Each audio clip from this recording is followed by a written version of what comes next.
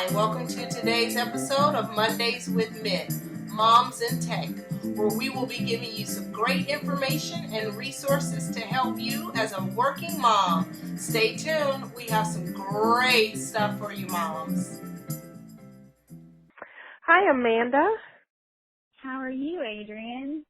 I am doing great. Thank you so much for joining us today on Mondays with Mitt. So, ladies, we're just going to jump right into it because we want to respect not only your time as a working mom, but we also want to respect Amanda's time. So today we have with us none other than a mom in tech, Amanda Hodges. And Amanda is hailing from Charleston, South Carolina. How's the weather down there in Charleston, Amanda? It's beautiful. It's just now starting to get a taste of fall, which for us means it's out of the 90s, and it's wonderful. Nice. So now, Amanda, tell our listeners a little bit about yourself. Exactly what do you do, where do you work, and how do you fit into this scheme of being a mom in tech?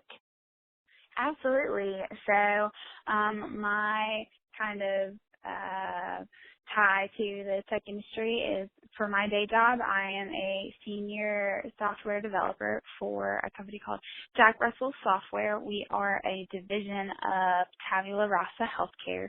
So long story short, we are in the healthcare industry, obviously, and more specifically, we tend to work with pharmacists and the kind of pharmaceutical side of the industry. And so day in and day out, I write code all day, and we're writing some really neat software that actually has to do with comparing and contrasting medications, and especially for patients that take multiple medications, and make sure that we're not having any adverse conflicts that might not be obvious off the cuff. So that's the type of software that we're writing, and kind of how I fit into the mom side of this.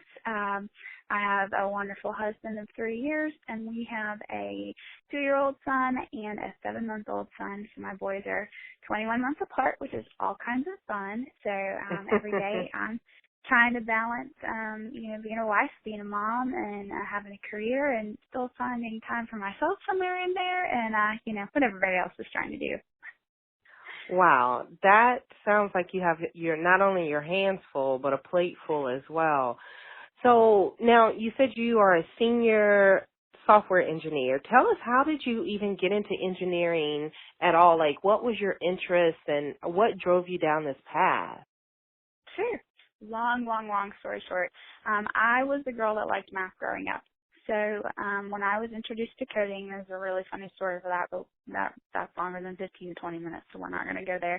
But basically, when I was introduced to coding, that was in 4th grade. Didn't do much of it after that until high school, but my high school offered both AP courses in computer science. And so I was like, oh, I remember that. That was really cool and a lot of fun. So I took those and fell in love with computer science as well. So to me, writing code is just like solving math equations. A plus B equals C, or it doesn't work. And if it doesn't work, then you have to go figure out where 2 plus 2 equals 5. So I come at it from a very logic standpoint, from a problem-solving standpoint. I jump up and down and do a little happy dance when my code actually does what I want it to do.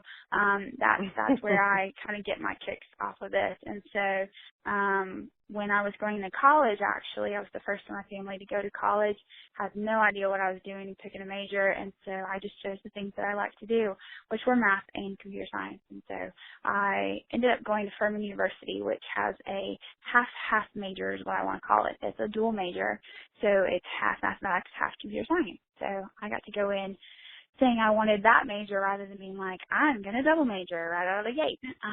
But what I found at the collegiate level was that I was better at and enjoyed more the computer science side. So I ended up finishing that degree as well. So I did end up with 2 degrees, one's computer science mathematics and one's computer science. So that led me more to the IT side of things and into industry that way.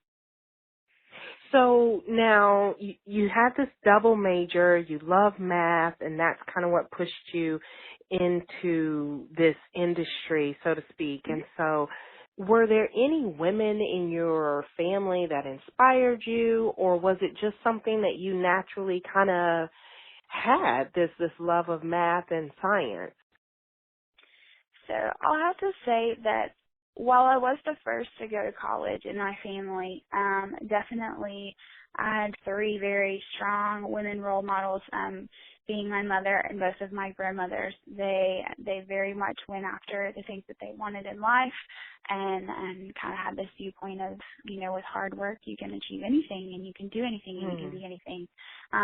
My mother's family was in the wood flooring business, which is predominantly a male-oriented industry. She had two older brothers. Her father started a company, so she very much grew up in kind of this industry that wasn't for girls, and she made her way in it. So I definitely had her as this role model of girls can do anything that boys can do. So that was never really, I don't know if I have just different gender views and blurs and don't have quite defined lines like everybody else, but that part has never really honestly bothered me. I pursued what I loved and to do, and while I had no idea what I was going to be, like I wasn't shooting to be the doctor or the lawyer or whatnot, I was once advised that I would be much happier because it didn't matter what I ended up doing. If I was doing what I liked to do day in and day out, no matter what my title was, then I would be happy. And so I kind of followed that path because I had very little guidance on the side of college and choosing majors and going, into this industry specifically. So I just kind of followed my heart there, and it's worked out so well. I'm pretty lucky there. Wow. So now you talked about that blurred line of not knowing gender, this is for boys or this is for girls. But as a working mom, have you ever experienced any form of discrimination that you could think of within the workplace because you were a working mom? And if so, how did you deal with that, if you've experienced it at all? To be honest, I haven't had, there's only really one incident or situation that comes to mind. I can say I think it's very hard for women who want to become mothers in this industry from a maternity leave policy. I think we're all familiar with, there's some big name companies, Google, for example, that, really had to assess their maternity leave policies because they realized that they were forcing new mothers to come back too quickly, and they were, in the next 6 months to a year, losing those new moms. They were actually quitting and leaving and going to other companies or choosing to stay home. So I definitely, with both of my children, I worked for startups at the time and and I don't know if that's just an effect of working in a startup or working in an IT startup or working in the IT industry or a combination thereof. But I worked for some companies that had quote unquote unlimited vacation policies, yet when it was time for me to go on maternity leave, that did not qualify somehow. So that's the particular incident that comes to mind. I think that's something that the industry needs to really assess and get on board with if they really want to. I mean, it's a great recruiting tactic, to be honest. If a company had an awesome policy and that's where I was in my life or was going to be in a few years, they would definitely come to the top of the list because it's a stressful time already. You don't need any more stress from that side of it. You kind of need HR to take care of that and put a bow on it for you and say, here you go, good luck and have fun with your newborn. So that's the side for me. To be honest, with everything else, I don't know if I've just worked a lot with people that are my similar age. Everyone who's in their 20s and 30s, they're either getting engaged, getting married, or having kids. So I've worked with a lot of parents. So a lot of the guys that I work with are parents. So I feel like the ones that are parents totally understand what I'm going through, what I experience, what I'm trying to balance, and they've been overarchingly very considerate and understanding. I think when you work more with some of the people that are, straight out of college, just early on, aren't in serious relationships, they don't understand as much, but at the same time, they don't really care either. So, so I feel like the fathers in this industry do tend to understand what a working mom in general is trying to balance, much as a mom in this industry. So that's been kind of a neat consolidation for us, I guess, that they're more understanding than I thought they would be. Nice. So now with everything that you talked about earlier, your husband and your kids and your career, how do you balance it all? How do you balance your work and your life and, being that mom in tech?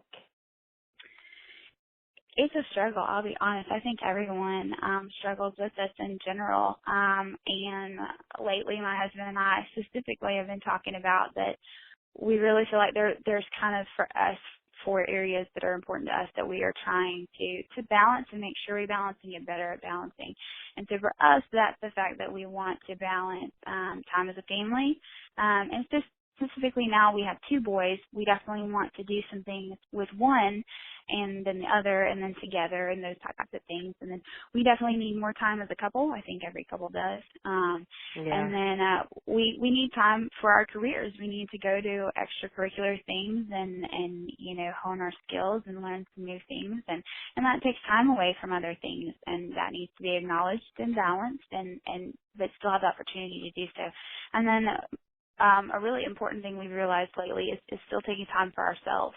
You can't lose who you were before you became the spouse and the parent. So those are the 4 areas that we try really hard to keep track of and balance. I actually participated in a hackathon a few weeks ago, and our team tried to build an app to do this. It would kind of notify you if you had done a few more things in this bucket and hadn't done anything in this bucket, and it would text you and say, hey, mom and dad need a date night. The Wow. couple bucket isn't getting a lot of time. So this is something that's very dear to my heart, dear and nearest my heart. So I think it's a constant work in progress. But as long as you're focusing on it and you realize it, I think you're working towards the solution. Wow. So you guys are definitely keeping things in perspective and keeping things balanced through that, communication, which is always the key to any relationship, and particularly being that working mom. Amanda, we're going to thank you, so much. Well, we do thank you so much for your time. But before we wrap out, what's your favorite app that you're using these days? Oh gosh, it depends on which side of my life you're talking about. For kids, give us one for each. Yeah. Yeah. For kids, I am in love with Baby Center right now, and it's a way to keep track of when my 7-month-old has last eaten, what food he's tried, all that kind of stuff, and multiple people can use it too. So that's great that my husband and I can access the same kind of set of information for that. Personally, I don't watch TV in front of the TV anymore. I love the Watch ABC app. I catch up on TV shows on my lunch break. For managing the madness, lately I've been attached to Wunderlist. That's Wonder with a U. So I have a list for everything. And so lately I just need to remember to look at the lists and keep up with it. So Wunderlist with a U. Yes. I'm going to have to check that one out.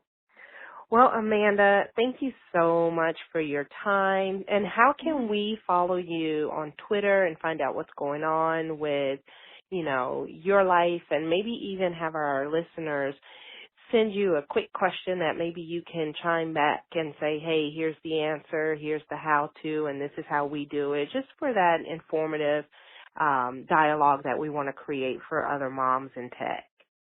Absolutely. My Twitter handle is Amanda, N as in Nancy, Hodges, Hodges. And by all means, follow me, send me a message, tag me on something. I'd be happy to help. I do not have all the answers. I'm learning as we go. But I'd love to impart any wisdom that we've come up with so far on our journey if it can help anyone else. Well, thank you so much, Amanda. And Moms in Tech, make sure you join us for another great interview next week. We're filling your inboxes with information on interviews, resources, how to connect, and how to just be that whole mom working in a very male-dominated industry, and also what we can do to change that. Thank you, moms, and you guys have a great day. Thanks again, Amanda. Thanks, Adrienne. All right. Bye-bye. Bye.